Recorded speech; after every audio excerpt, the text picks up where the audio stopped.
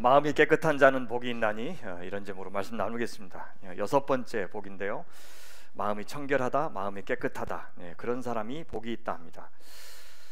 그런데 놀랍게도 그 이유가 하나님을 뵙게 될 것이기 때문이다 라고 이야기합니다. 두 가지를 좀 정리하고 싶은데요, 하나는 마음이 깨끗하다는 말이 무슨 말인가, 또 다른 하나는 하나님을 본다는 말은 또 무슨 말인가, 이것을 좀 이해하면 좋겠습니다. 지난주 하나님 나라의 복이라고 하는 것은 존재에 새겨지는 복이라고 그랬습니다. 그러니까 내가 어떤 사람인지가 내가 받는 복을 결정한다는 의미고, 그 복이라고 하는 것이 내 인격의 관계에 새겨진다는 뜻이었습니다.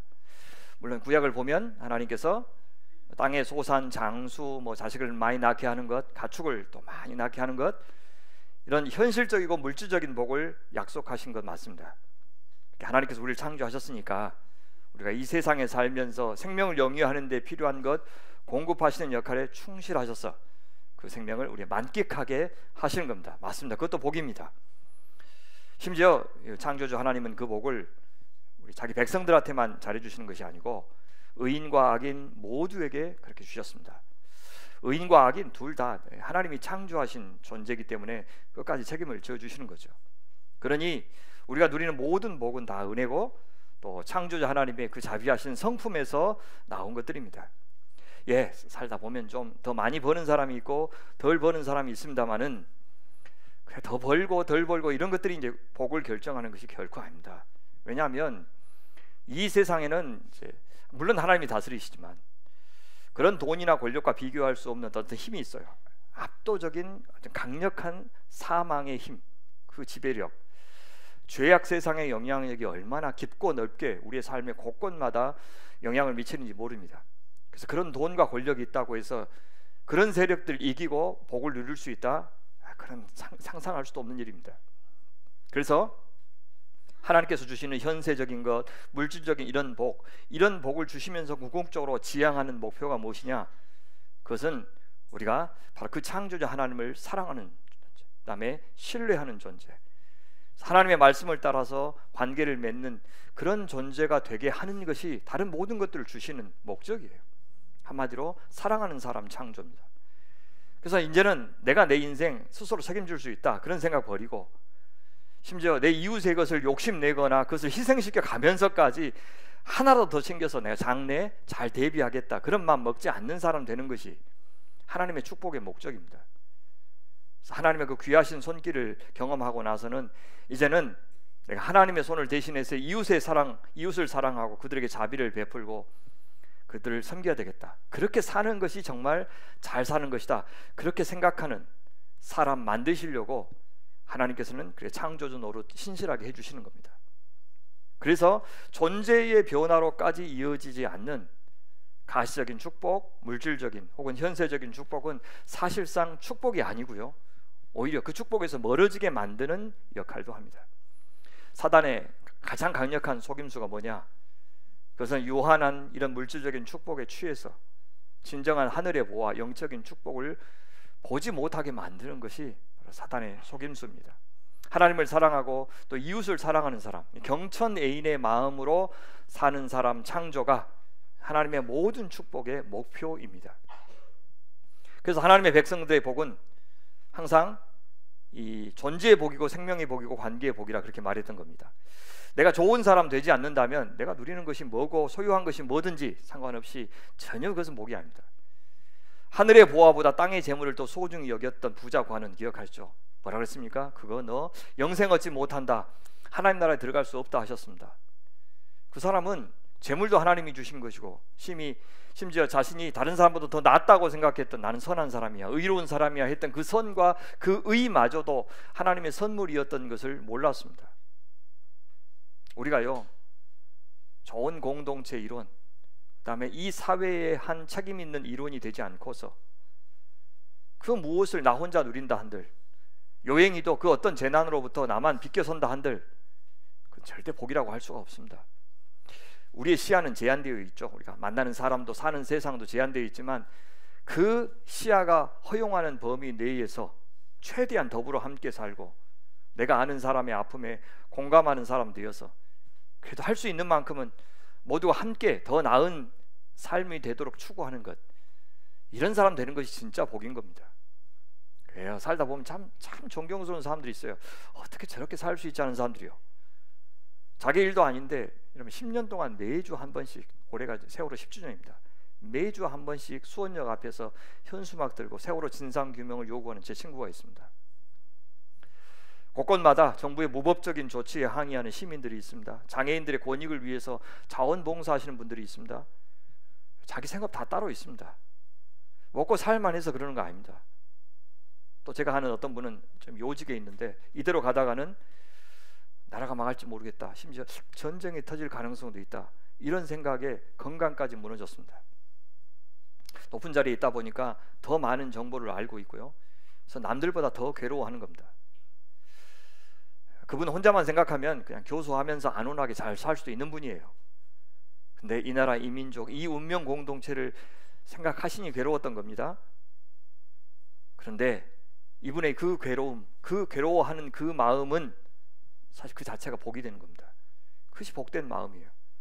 하나님 믿으니 하나님 다 알아서 해주실 것이야 라고 하는 말로 이웃의 탄식과 고통과 그런 것들에 눈 감고 귀 막는 것은 절대 복된 마음이 아닙니다.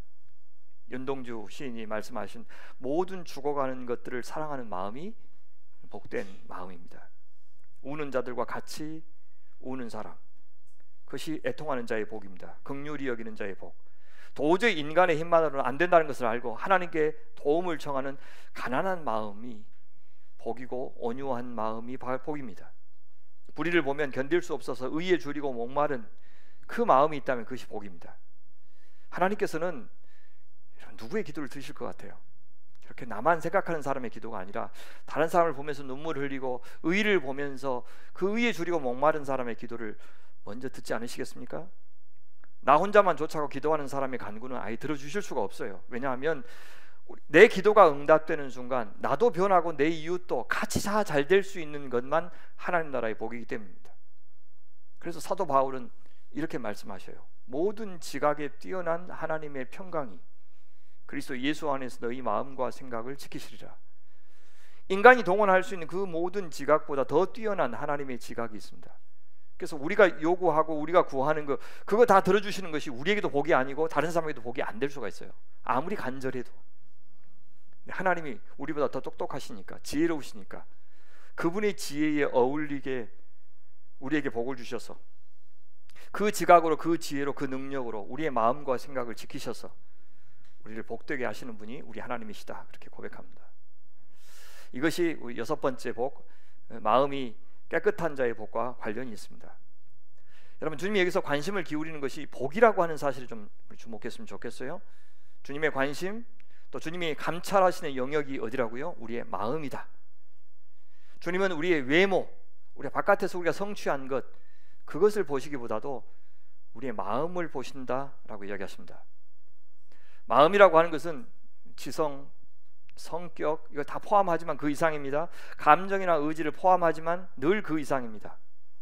이런 것들은 다 따로가 아닙니다. 다 연결되어 있어서 한 사람을 형성합니다. 내 성격도, 감정도, 지능도, 의지도, 가치관도 다 마음을 형성하지만 동시에 그 마음에 의해서 통제를 받기도 해야 됩니다. 성격이라든지 감정, 지성, 지능, 이런 것들은 태어날 때부터 물려받기도 하고요, 성장 과정에서 어떤 환경의 영향을 받아서 형성되기도 합니다. 그런 것이 마음의 일부이기는 하지만 그 자체가 마음은 아니에요. 마음이 없이 그 각각 그 따로 그것들이 바깥에서 이루어낸 것들, 그런 것들로 마음을 대체하는 것을 외모지상주의라 그래요.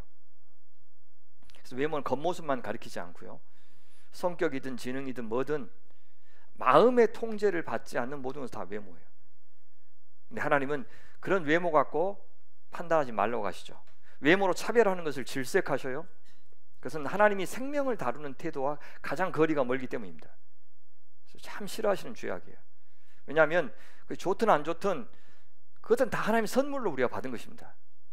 또 어떤 사람들은 자기가 원치도 않는데 참 험한 환경에서 태어나요. 중간에 부모님이 안 계시기도 하고, 태어나 보니까 전쟁하기도 하고, 태어나 보니까 자기 아버지가 이병헌인 사람하고 같을 수가 없죠. 그래서 다 내 의지와 상관없이 갖고 있었는데 그것들이 사람을 평가하는 기준이 된다 그러면 안 되는 것이죠. 세상은 시대에 따라서 다양한 외적인 조건들에 특별히 좀 무게중심을 두어왔어요. 지금 좀 많이 좋아졌지만 여성을 남성보다 지나치게 중시하는 시대가 있었고요. 또 계급을 두고 차별하는 것을 당연하게 여기던 시절이 있었어요. 영국에 이제 옥스퍼드에 여러 칼리지들이 있는데 그 칼리지 중에서 지금도 귀족들만 들어가는 학교가 있고요. 아예 흑인들은 못 들어가는 학교들이 있고 또 이 기부금으로 들어갈 수 있는 학교도 있습니다. 그런데 그 사람들은 차별이라고 생각하지도 않아요. 뭐 우리 정서로 보면 이거 아직도 저런 나라가 있냐 싶은데 또 그렇습니다. 아름다움에 대한 기준도 시대마다 달라요. 제가 TV에서 봤는데 그 양귀비, 그죠?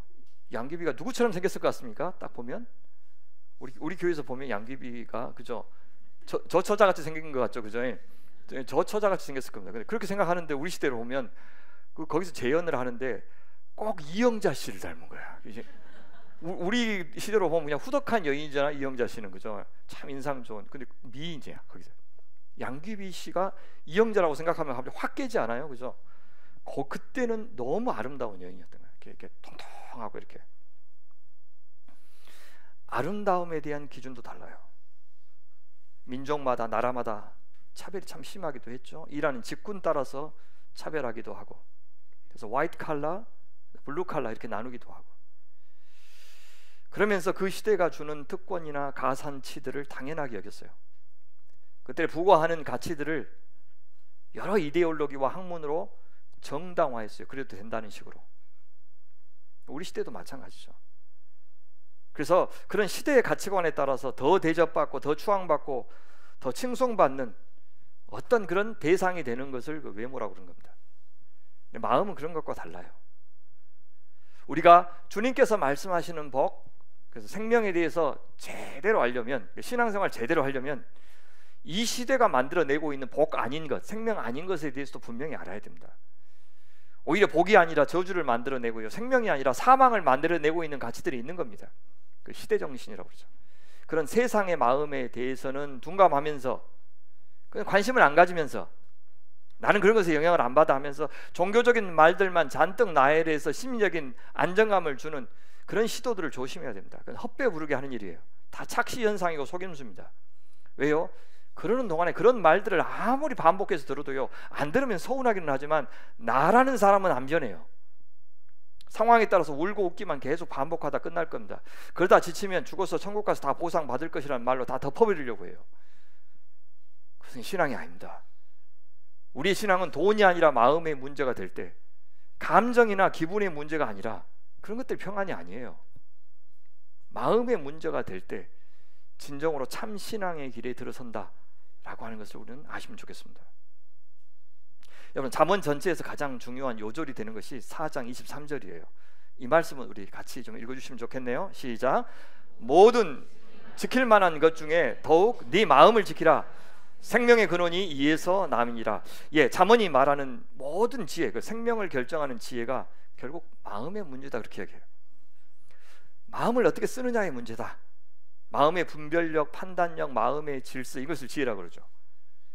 그래서 마음은 우리가 무엇인가를 선택하게 만드는 의지가 되기도 하고요, 그 의지를 용기를 갖고 실천하게 만들게 하는 것도 마음입니다.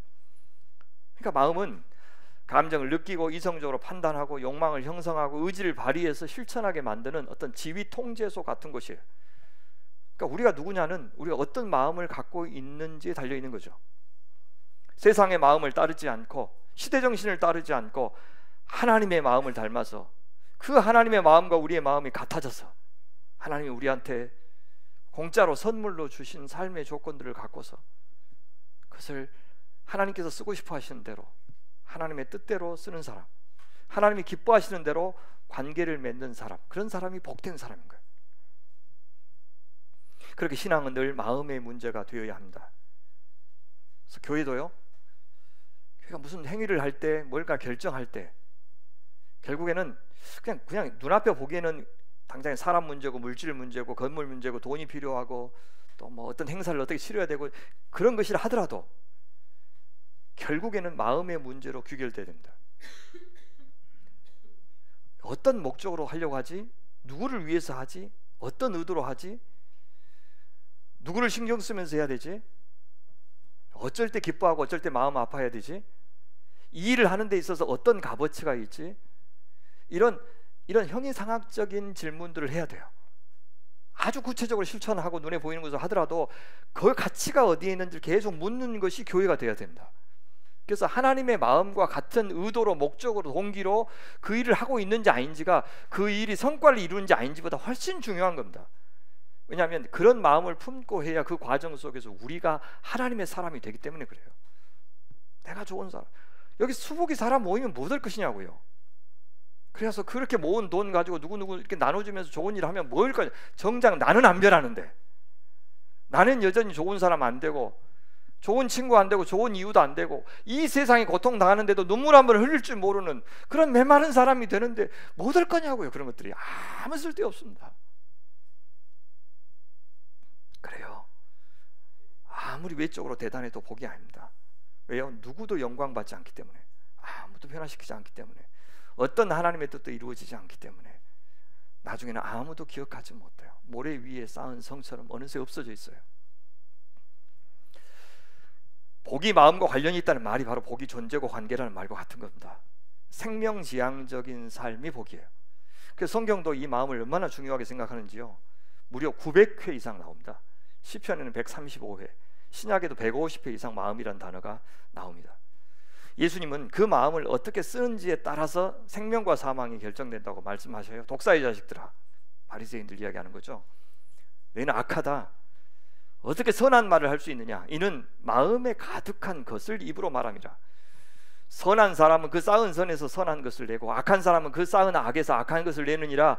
내가 너희에게 이르노니 사람이 무슨 무익한 말을 하든지 심판날에 이에 대하여 신문을 받을 것인데, 네 말로 의롭다함을 받고 네 말로 정죄함을 받으리라.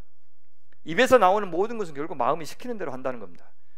주님 보시는 것은 겉으로는 말이지만 사실은 그 말을 만들어내고 밖으로 나오게 하는 그 마음을 보신다는 뜻이에요. 마음이 선한지 아닌지에 따라서 말도 달라집니다. 이렇게 마음은 도덕성의 틀을 잡는 곳이에요. 착함과 악함, 옳고 그름을 가려내고 도덕적인 판단을 하는 곳이 마음이라는 뜻입니다. 그래서 마음가짐과 몸가짐은 때려야 뗄 수가 없는 것입니다. 홍수시대 심판받는 사람들 왜 심판받느냐를 말씀하시는데 이렇게 말씀하셔요. 여호와께서 사람의 죄악이 세상에 가득함과 그의 마음으로 생각하는 모든 계획이 항상 악할 뿐임을 아시고 땅에 사람 지으셨음을 한탄하사 마음에 근심하셨다. 마음은 생각이 나오는 곳이다, 그렇게 말씀하시죠. 마음에서 판단력이 나온다.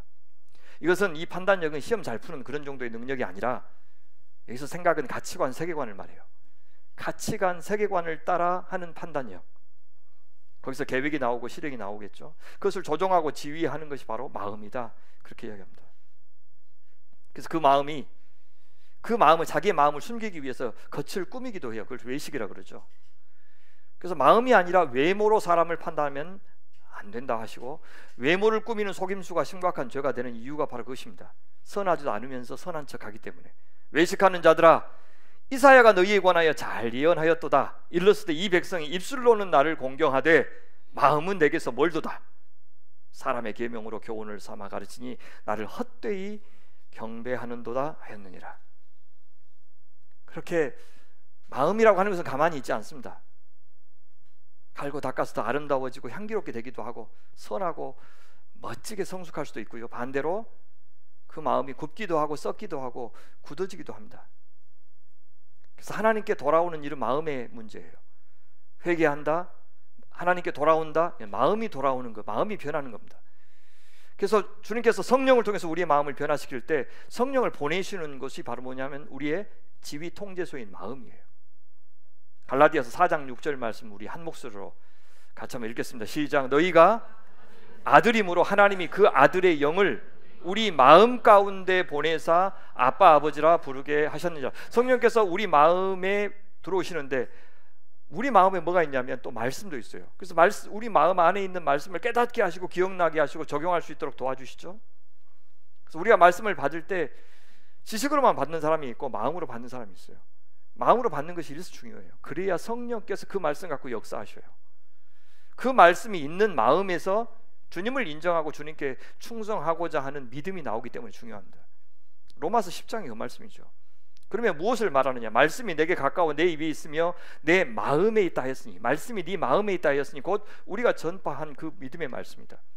네가 만일 네 입으로 예수를 주로 시인하며 또 하나님께서 그를 죽은 자 가운데서 살리신 것을 네 마음에 믿으면, 입으로 시인하는 것도 마음에서 나오는 시인이죠.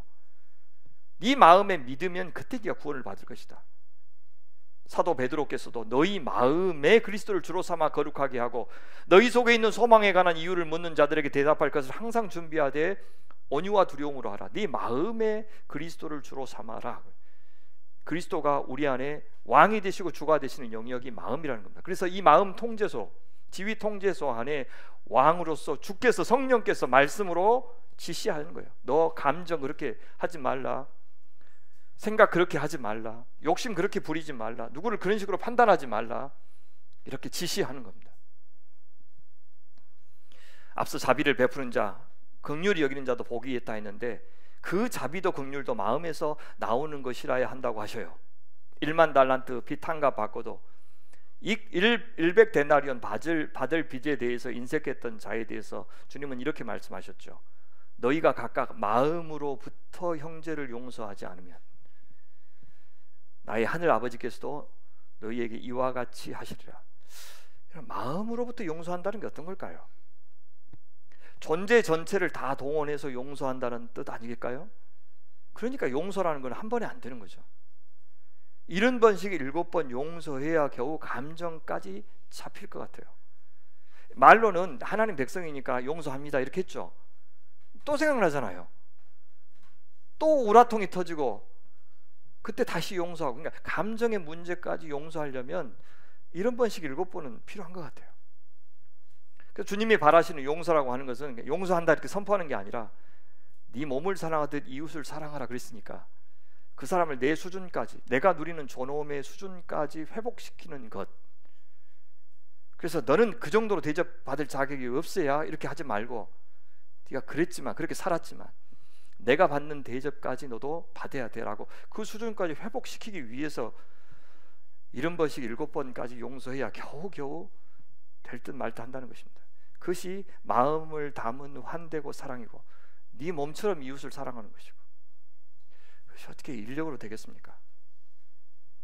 그래서 우리 마음에 있는 것, 우리가 사랑하는 것, 우리가 갈망하는 것, 우리가 가치 있게 여기고 귀하게 여기는 것, 바로 그것에 우리의 존재를 씁니다. 우리의 존재를 구성하는, 진짜 중요하게 생각하는 소유를 쓰고 시간을 쓰고 돈을 쓰고 관심을 쓰고 능력을 씁니다. 딱 그만큼이 우리의 수준이에요. 우리의 마음에 우리가 소중하게 생각하는 무엇을 거기다 두었느냐가 우리 자신이에요. 돈을 어떻게 쓰고 시간을 어떻게 쓰는지 보다 우리의 가치관, 우리의 마음이 어디에 가 있는지를 보여주는 것은 세상에 없습니다. 예수님 시대부터 그랬어요. 인간은 놀랍게도 하나님 대신에 늘 선택했던 것이 명예가 아니라 돈이었어요. 보화. 그래서 주님은 말씀하시죠. 너희를 위하여 보물을 땅에 쌓아두지 말라. 거기는 점과 동록이 해하며 도둑이 구멍을 뚫고 도적질하느니라. 오직 너희를 위하여 보물을 하늘에 쌓아두라. 거기는 점이나 동록이 해하지 못하며 도둑이 구멍을 뚫지도 못하고 도둑질도 못하느니라. 내 보물이 있는 그곳에 뭐도 있어요? 내 마음도 있느니라. 그렇게 보물이 주님 손에 있게 하면 내가 주님을 가장 귀하게 여기는 것이고, 보물이 내 만족과 즐거움을 위하는 곳에 있게 한다면 내 가치관이 바로 그것인 겁니다. 너무나도 자명한 원리예요. 이 시대 하나님을 대체할 만한 유일한 신은 돈밖에 없기 때문에 그렇습니다. 이렇듯 마음은 우리 존재 자체를 가리켜요. 자, 그 마음이 깨끗하다라는 말은 무슨 말일까요? 존재가 깨끗하다. 마음은 내면이고 행실은 외면이지만 둘은 나눌 수가 없어요. 계몽주의나 그리스 사상은 겉으로 드러나는 행위와 내면의 마음을 구분했지만 성경은 하나의 총체로 이해합니다.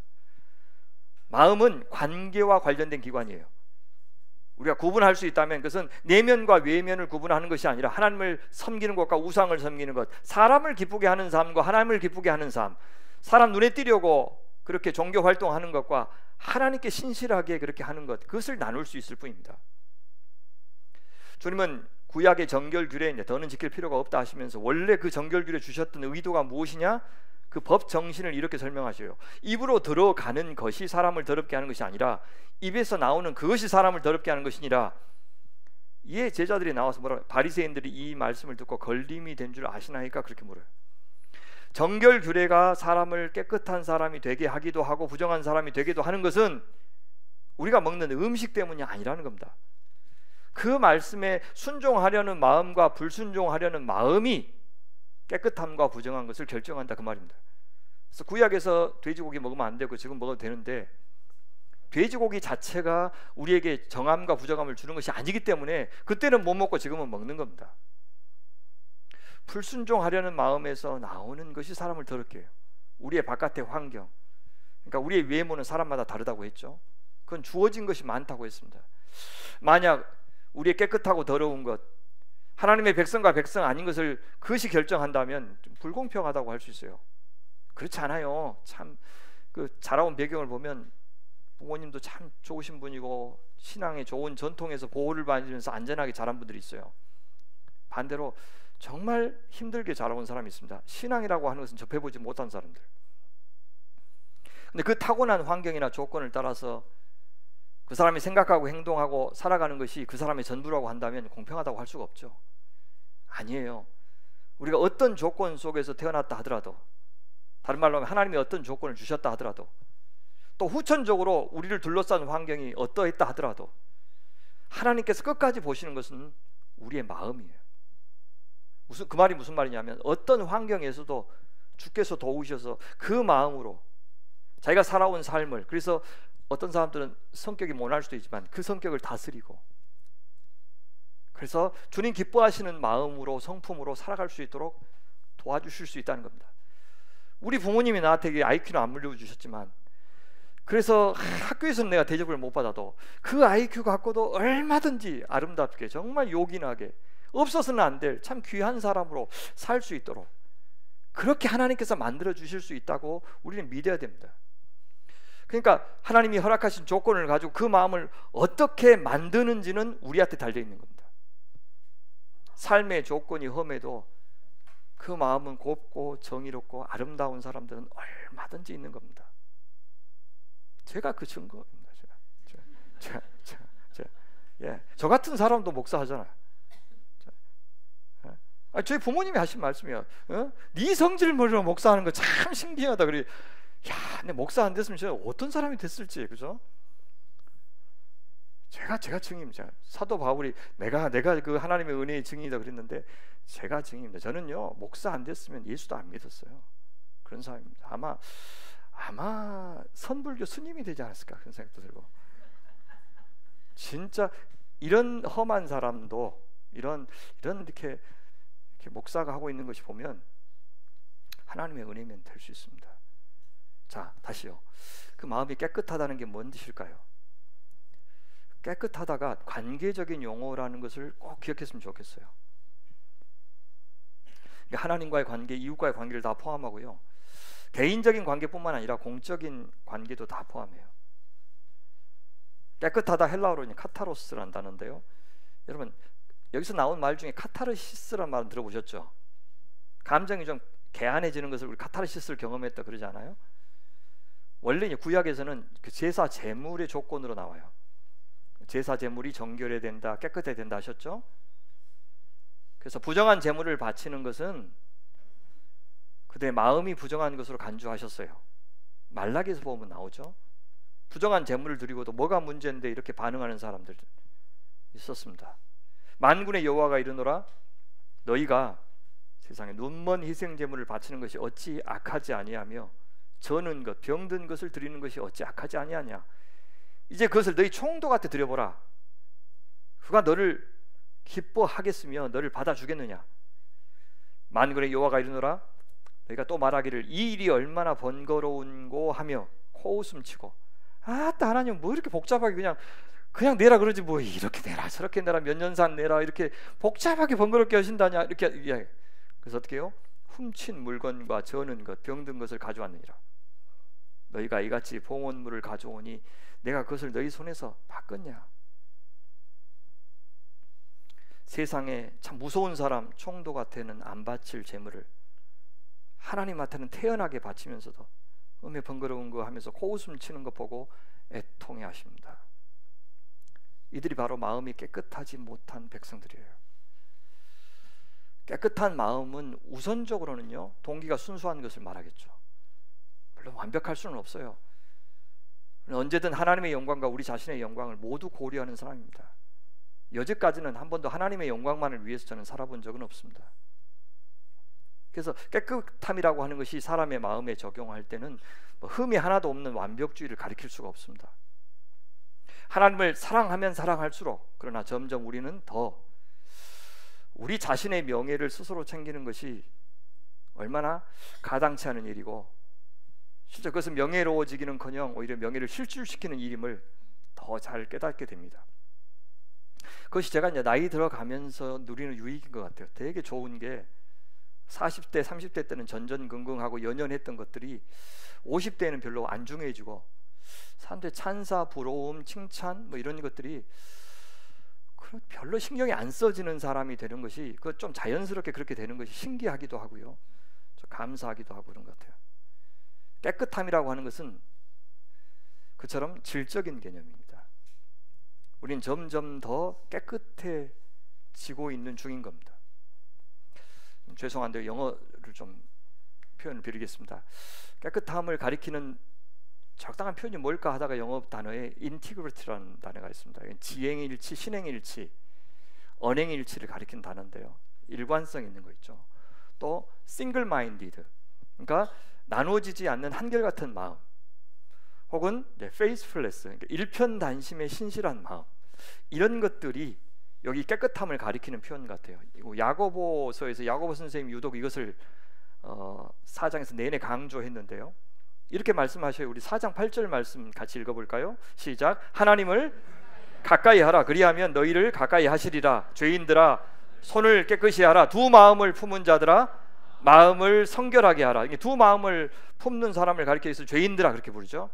그들은 손이 깨끗하지 않는 사람이라고 하고요, 그 반대 사람을 가리켜서 마음이 성결한 사람, 깨끗한 사람, 그다음에 하나님을 가까이 하는 사람, 이렇게 말하고 있습니다.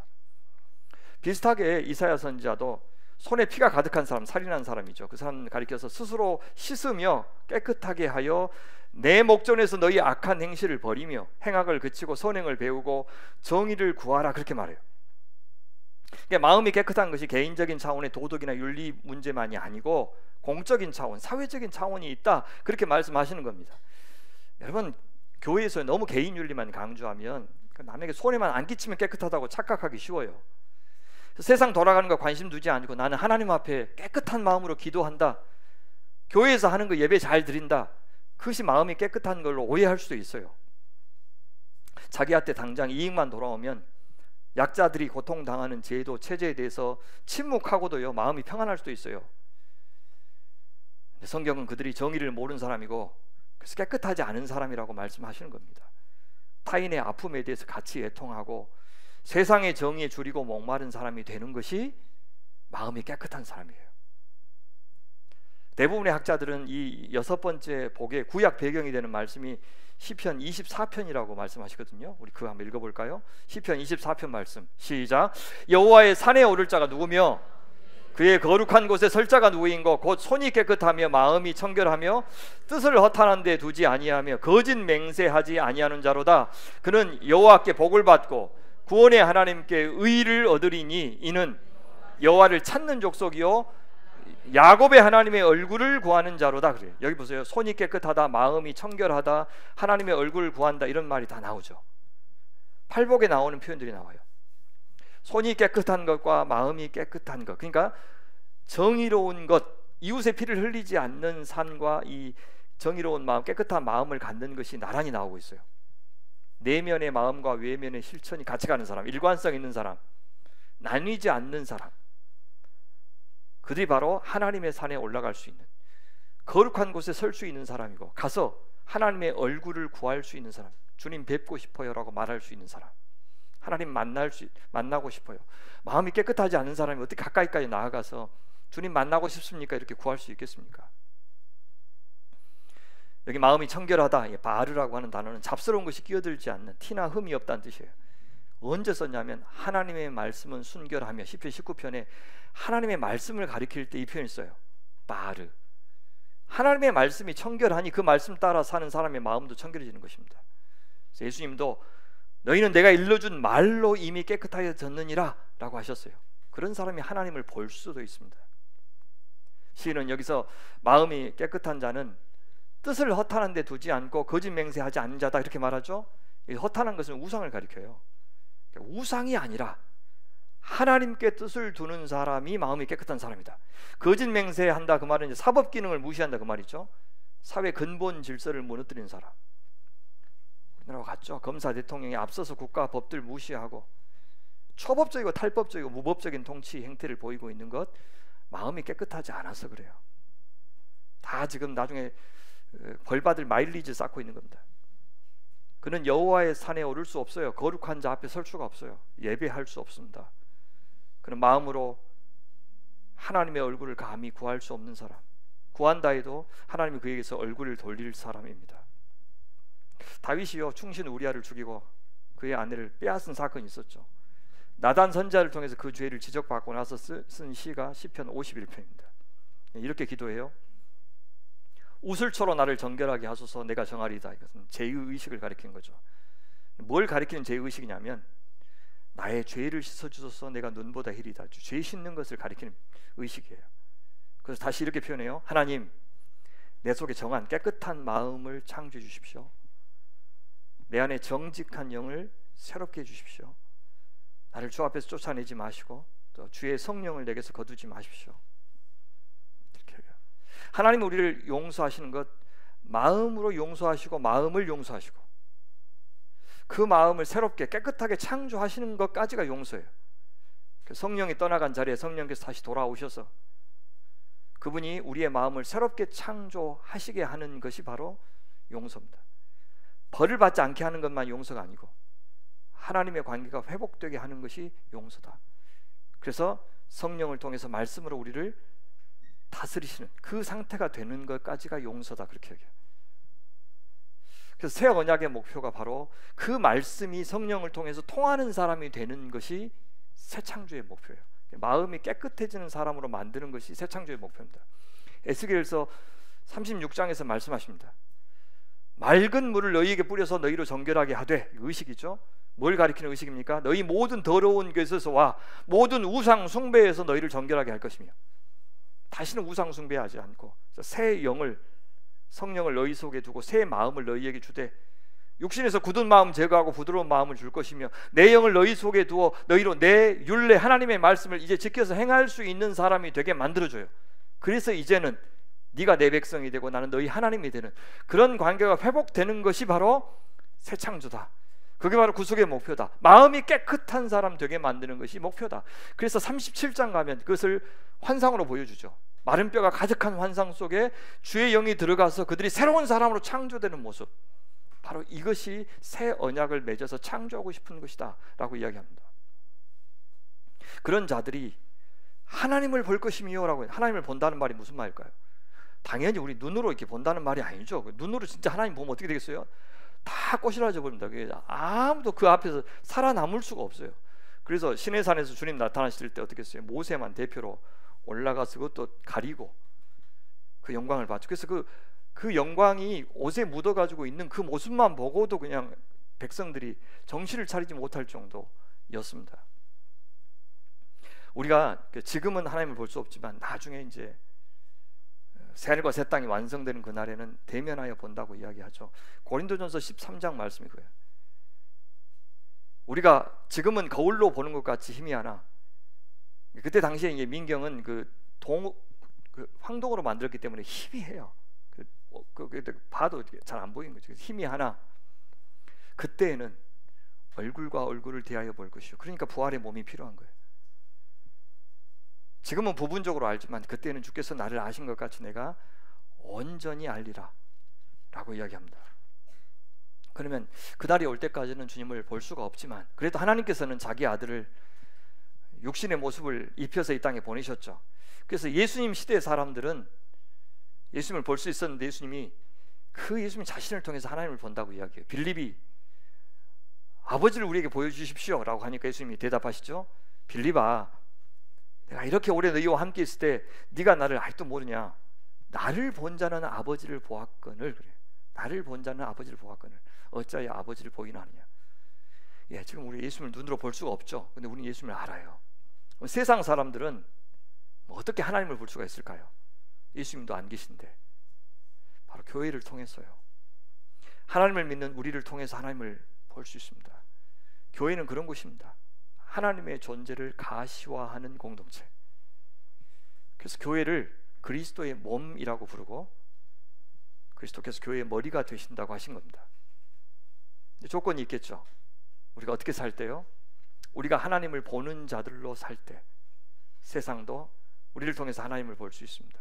그럼 우리가 하나님을 보는 자들로 산다는 것은 무슨 뜻일까요? 욥기를 보면 좀 우리가 짐작할 수 있어요. 욥이 마지막에 이제 감동적인 고백을 하죠. 내가 말하게 싸우니 두는 들으시고 내가 주께 묻게 싸우니 주여 내게 알게 하옵소서. 내가 주께 대하여 귀로 듣기만 하였사오나 이제는 눈으로 주를 배웠나이다. 그렇게 이제는 눈으로 주를 배웠나이다. 직접 눈으로 봤다는 말 아니겠죠. 그는 자신을 상대해 주시는 하나님을 만난 것을 이렇게 표현한 겁니다. 자기의 고통에 나 몰라라 하시는 하나님이 아니신 것 알았어요. 물론 끝내 고통의 이유에 대해서는 말씀하지 않으셨지만 그래서 네 고통 내가 다 알고 있다. 고통 당한 내내 내가 함께 있었다. 그 가운데서도 하나님의 사랑과 정의를 포기하지 않으셨다는 것만은 분명히 말씀해 주셨어요. 그래서 욥이 그 하나님을 알았어요. 그 사랑을 알았어요. 그 하나님을 만났어요. 그것을 눈으로 배웠다라고 표현한 겁니다. 비슷하게요. 시편 73편을 봐도 알 수 있어요. 거기 보면 중간 정도 이렇게 말씀해요. 시인이 내가 내 마음을 깨끗하게 하며 내 손을 씻어 무죄하다 한 것이 실로 헛되도다. 뭔 말입니까? 악인들이 죽는 그 순간까지도 호강하면서 죽을 때도 고통 없이 죽는 것을 보면서 내가 깨끗한 손으로 산 것 헛되다. 괜히 그렇게 살았다. 그렇게 말하고 있는 겁니다. 깨끗하고 의롭게 살면 살수록 더 손해가 되는 인생을 경험하고 나서 시인은 이렇게 고백해요. 시작하면서 하나님이 참으로 이스라엘 중 마음이 정결한 자에게 선을 행하시나 이것이 원리지만 나는 거의 넘어질 뻔했고 왜 하나님 그렇게 안 하시니까 나의 걸음이 미끄러질 뻔하였으니 이는 내가 악인의 형통함을 보고 오만한 자를 질투하였음이로다. 그랬던 시인이 이 시 끝에 가면요 어떻게 고백이 바뀌냐면 이렇게 말해요. 무릇 주를 멀리하는 자는 망하리니 음녀같이 주를 떠난 자를 주께서 다 멸하셨나이다. 하나님께 가까이 함이 내게 복이라. 내가 주 여호와를 나의 피난처로 삼아 주의 모든 행적을 전파하리이다. 주께 가까이 함이 복이다 했던 이 복이란 단어가 1절에 나왔던 선이란 말과 같아요. 이제 하나님은 마음이 청결한 자에게 선을 행하신다는 이 원리를 자기도 수용하겠다는 뜻입니다. 그래서 지금 아무리 악인들이 잘 살고 득세하더라도 그들이 지혜로운 것 같아도 아니다. 난 끝까지 하나님을 피난처로 삼아서 깨끗한 마음으로 살겠다 이렇게 작정해요. 뭔 일이 있었길래 이렇게 고백이 변했을까요? 이 시편 73편 한 중간이요 17절인데 그는 여기서 이렇게 말해요. 하나님의 성소에 들어갈 때에 거기서 주님을 만났을 때 주님의 얼굴을 뵈고 나서야 그의 종말을 내가 깨달았나이다. 그들의 종말, 악인들의 종말을 내가 깨달았나이다. 그렇게 이야기해요. 하나님의 얼굴을 만난 경험을 한 겁니다. 시편 24편 시인의 말대로 여호와의 산에 올라서 거룩한 곳에 올라서 여호와의 얼굴을 구한 경험이 있었던 거예요. 그때 여호와께서 시인에게 다가오셨을 것이고 시인의 마음을 어루만져 주셨을 것이고 또 시인이 하나님의 뜻 앞에 서 있다고 하는 것 인정해 주셨을 겁니다. 그래서 여호와의 관계가 깊어진 것을 가리켜 여호와를 보았다, 그의 얼굴을 보았다 그렇게 표현한 거예요. 그래서 성경은 회개하지 않고 하나님의 뜻을 행하는 자를 행하지 않는 자를 뭐라고 그러냐 하나님이 멀리 하신다 표현해요. 멀어지면 어때? 안 보이잖아요. 그죠? 멀리 하신다. 예수님을 말로만 주여 주여 하면서 말씀에는 순종하지 않는 사람들은 심판을 받는데 그것을 어떻게 표현하냐면 불법을 행하는 자들 내게서 떠나가라, 멀어져라 그렇게 말해요. 세상의 우상으로부터 멀리 떠나기 싫은 자들을 그 사람들은 결국 주님으로부터 떠나게 될 것입니다. 주님의 얼굴로부터 멀어질 겁니다. 그러니까 주님의 얼굴을 뵙지 못하게 될 겁니다. 반대로 우리가 하나님께 가까이 다가가면 하나님께서 우리에게 다가오시겠다고 더 가까이 다가와서 더 잘 보이게, 잘 느끼게, 잘 알게 잘 분별할 수 있도록 도와주시겠다고 그래요. 그것을 얼굴을 본다고 표현합니다. 우리 아까 봤던 야고보서 4장 8절 말씀 다시 한번 읽어볼까요? 시작. 하나님을 가까이 하라. 그리하면 너희를 가까이 하시리라. 죄인들아 손을 깨끗이 하라. 두 마음을 품은 자들아 마음을 성결하게 하라. 우리가 마음을 깨끗하게 할 때 하나님의 마음을 더 잘 읽을 수가 있어요. 예, 세상적으로는 배움이 모자라도 마음이 깨끗하고 겸손한 사람은 하나님의 뜻을 더 잘 알 수 있어요. 여러분, 그것이 성경이 말하는 지혜예요. 하나님의 마음을 이해하는 것, 그분의 사랑을 더 잘 느끼는 것, 하나님께 대한 감과 촉이 예민해지는 것, 나를 향한, 우리를 향한 하나님의 뜻을 잘 깨닫는 것, 바로 그것이 어린아이와 같은 사람, 그렇죠? 마음이 가난하고 겸손한 사람, 깨끗한 사람, 그런 사람이 더 잘한다는 겁니다. 그것이 하나님을 보는 순간이에요. 하나님의 깊은 세계로 한 걸음 더 들어가는 순간. 예, 우리가 그렇게 하나님의 얼굴을 배울 때, 은총을 받을 때 비로소 세상도 우리를 통해서 하나님을 배우는 겁니다. 그렇게 우리가 하나님의 임재 가운데 살 때 우리를 통해서 세상은 하나님을 보고 경험할 수 있는 겁니다. 그것이 선교적 존재로 산다는 말의 뜻이에요. 하나님을 가시화하는 사람, 하나님을 가시화하는 공동체가 바로 선교적 공동체인 겁니다. 말씀을 맺겠습니다. 사랑하는 소명의 가족 여러분, 하나님의 백성은 마음이 깨끗한 사람들입니다. 그것이 복입니다. 그는 하나님을 볼 수 있기에, 알 수 있기에, 경험할 수 있기에 그 사람은 더욱더 깨끗해질 겁니다. 그런데 동시에 하나님을 볼 수 있기 때문에 더 마음이 깨끗하지 못한 자기 자신에 대해서 더 많이 애통하고 부끄러워하기도 할 겁니다. 하나님으로부터 멀어진 이 불의한 세상을 보면서 더 많이 아파할 겁니다. 이것을 근접성의 역설, 그렇게 불러요. 깨끗한 사람이 주께 더 가까이 나아가는데 깨끗한 사람이 더 자기를 부정하다고 생각하는 역설, 그것이 바로 근접성의 역설입니다. 여러분, 그러나 그 깨끗함에서 깨달음이 나오고요, 마음이 깨끗한 사람이 더 하나님의 뜻을 잘 깨닫고 그 깨끗함에서 깨짐이 나오고, 왜요? 내가 아무것도 아니구나, 내가 이렇게 부족하구나 하는 사실을 아니까 더 잘 깨지고, 깨끗함에서 깨어 있음이 나오고, 깨끗함에서 깨어 부수는 용기가 나오는 거예요. 그죠? 이 세상의 불의한 것과 맞서 싸울 수 있는 용기는 마음이 깨끗한 사람이 할 수 있는 겁니다. 그러니 여러분, 우리의 기준이, 우리 교회의 기준이 외모가 아니라 마음이 되었으면 좋겠어요. 썩어 없어지고 시간 지나면 쓰임새 사라지고 그 빛이 바랄 것을 사모하지 맙시다. 영원히 변치 않을 마음, 믿음, 소망, 사랑 가운데 사랑은 영원할 것이라 했던 그 사랑의 마음, 그거 사모합시다. 그 마음이 예수님의 마음과 같아지게 했습시다. 우리의 모든 바깥 활동들이 가능하면 최대한 그 마음에서 나오는 것으로 하기를 원합니다.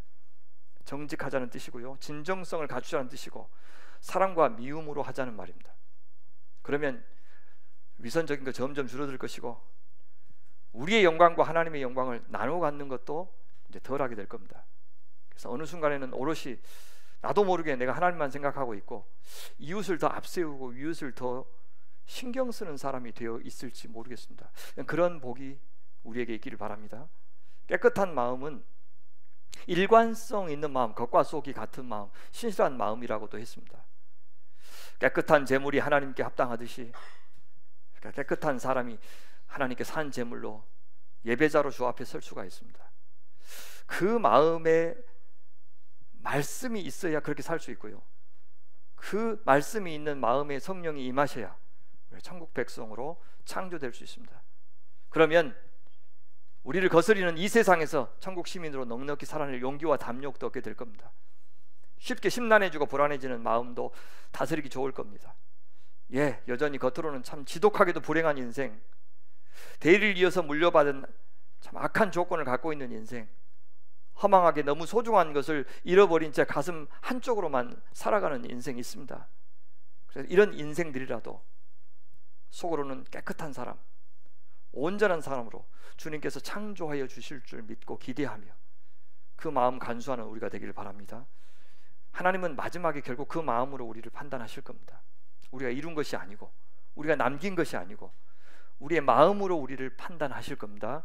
데살로니가전서 2장 4절 말씀 우리 같이 한번 읽어봐요. 시작. 오직 하나님께 옳게 여기심을 입어 복음 위탁을 받았으니 우리가 이와 같이 말함은 사람을 기쁘게 하려 함이 아니요 오직 우리 마음을 감찰하시는 하나님을 기쁘시게 하려 함이라. 예, 주님 앞에 마지막에 설 때 우리의 마음이 다 드러나는데 그 전에 하나님의 말씀에 비추어서 우리 마음이 드러나는 것이 중요하다는 겁니다. 그래서 안식에 이르기 위한 하나님의 백성, 하나님 나라에 들어가기 위해서는 어떻게 해야 되느냐? 히브리서 기자가 이렇게 말해요. 하나님의 말씀은 살아있고 활력이 있어. 좌우의 날선 어떤 검보다도 예리해 혼과 용과 및 관절과 골수를 찔러 쪼개기까지 하며 또 마음의 생각과 뜻을 판단하나니, 말씀이 우리를 판단하나니 지으신 것이 하나도 그 앞에 나타나지 않음이 없고 우리를 결산하시는 이의 눈앞에 만물이 벌거벗은 것 같이 다 드러날 것이다. 드러날 날이 오기 전에 하나님의 말씀 앞에 우리의 모든 것들이 다 노출되기를 바란다라고 얘기하는 겁니다. 사랑하는 여러분, 우리 마음이 깨끗한 사람들의 공동체가 되어서 하나님 보고 하나님의 마음을 읽고 아는 영적인 눈이 환한 우리가 되기를 바랍니다. 그런 우리를 통해서 우리 하나님 어떤 분이신지 세상에 알아볼 수 있도록 그 하나님을 가시화하는 선교적 공동체로 잘 지어져가는 복이 있기를 간절히 원합니다. 우리의 마음을 다 아시고 감찰하시고 살피시는 하나님 아버지, 부디 저희 안에 정한 마음을 창조하시고 성령님 보내주셔서 그 마음에 담긴 말씀으로 저희를 믿음의 사람, 자비의 사람, 용기의 사람, 사랑의 사람이 되게 하여 주시옵소서. 그리하여 살아계신 하나님의 뜻을 더 잘 분별하는 자녀들 되게 하시고 저희의 존재로 우리 하나님을 가시화하는 선교적 공동체로 잘 지어져 가게 하여 주옵소서. 의탁하오며 우리 구주 예수님 이름으로 기도하옵나이다. 아멘.